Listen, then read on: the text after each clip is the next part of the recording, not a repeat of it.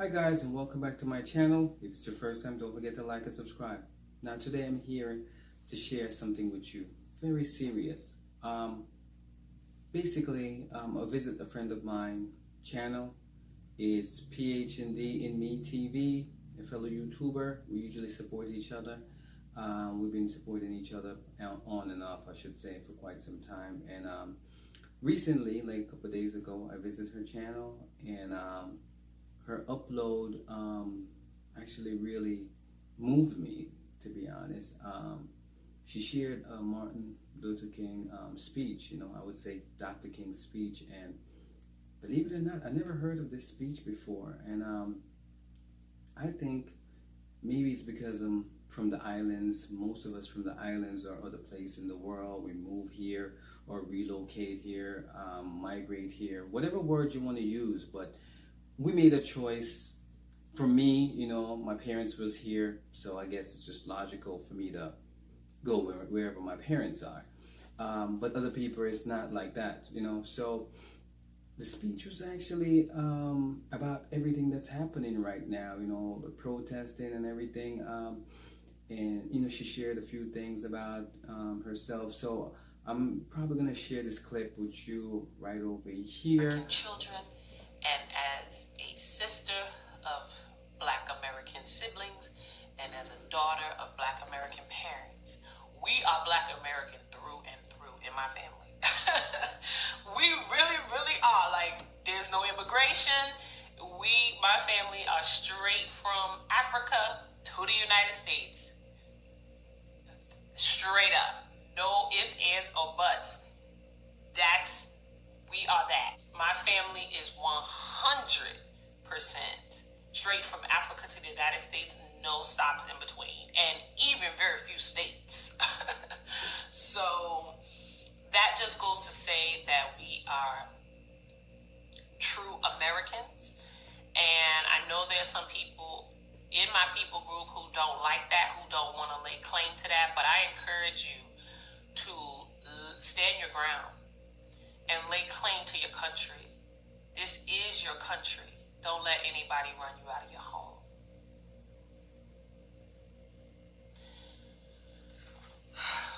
This is actually the speech that my children were supposed to present to us as their final recital for their school program. But they didn't get to recite it publicly due to international viral outbreak, but I heard them recite it time and time again. And being a student of Dr. King and still not having the words to personally express my feelings during this time, I felt like this was the perfect opportunity to publicly share some of these excerpts of the I Have a Dream speech by Dr. Martin Luther King Jr. And the irony of so much of what I'm going to share with you is that true American. It rings so true still today, which is sad, but then there are some parts of it, particularly to my people, that are so hopeful. I also want to say thank you for listening. I also want to say thank you to the people all around the world who are standing with my people, who are saying Black Lives Matter because they do, who are explaining why it's not appropriate to say all lives matter. I just want to say thank you so much. I want to encourage each one of you all who have stood with my people during this time, and I want to say you're on the right side. You're doing the right thing. You're on the right side, which is the side that stands up for humanity, which is the side that stands up for wellness for all. And I want to say thank you. Dr. King writes, but 100 years later, the Negro is still not free.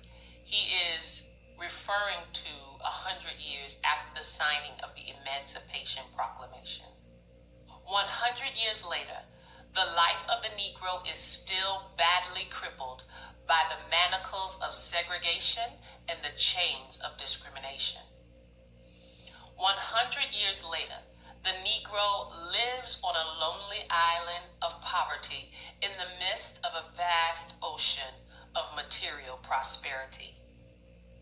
100 years later, the Negro is still languished in the corners of American society and finds himself in exile in his own land. He goes on to say, in a sense, we've come to our nation's capital to cash a check. When the architects of our republic wrote the magnificent words of the Constitution and the Declaration of Independence, they were signing a promissory note to which every American was to fall heir. The note was a promise that all men, yes, black men as well as white men, would be guaranteed the unalienable rights of life, liberty, and the pursuit of happiness.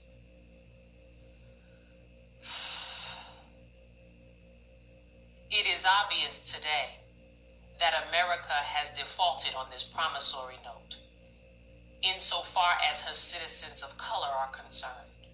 Instead of this sacred obligation, America has given the Negro people a bad check, a check which has come back marked insufficient funds.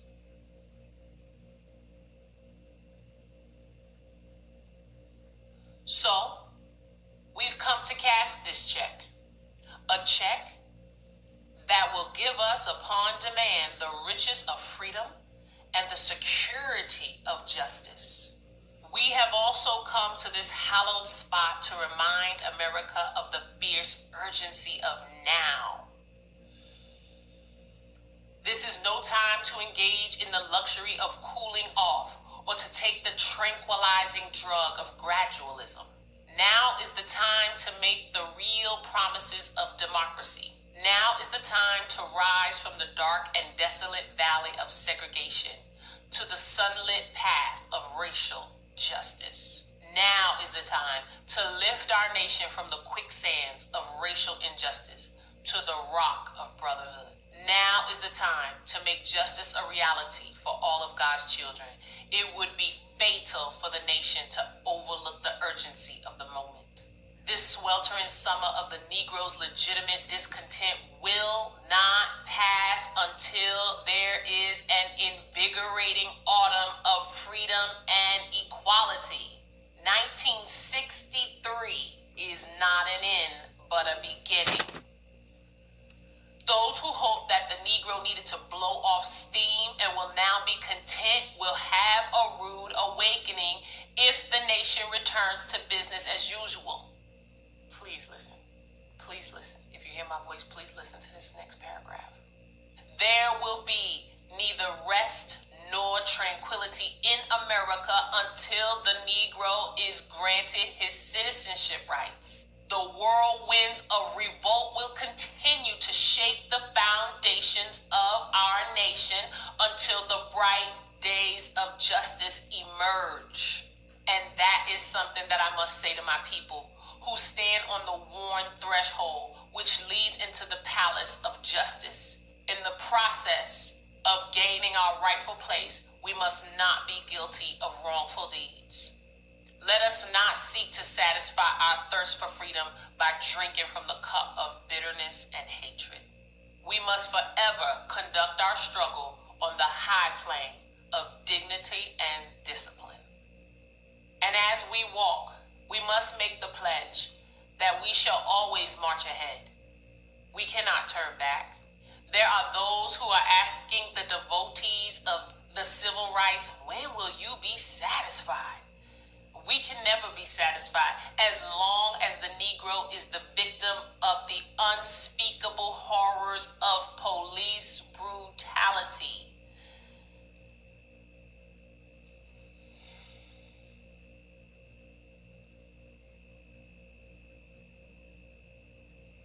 I say to you today, my friends, even though we face the difficulties of today and tomorrow, I still have a dream. It is a dream deeply rooted in the American dream. I have a dream that one day this nation will rise up, live out the true meaning of its creed, hold these truths to be self-evident, that all men are created equal.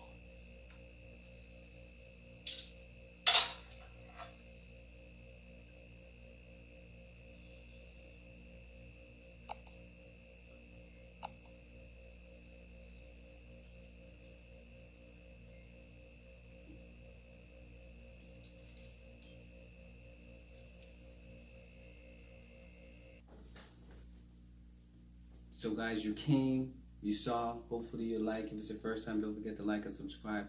Now guys, the reason why I shared this, I thought that it was like really deep, like you really, share that speech.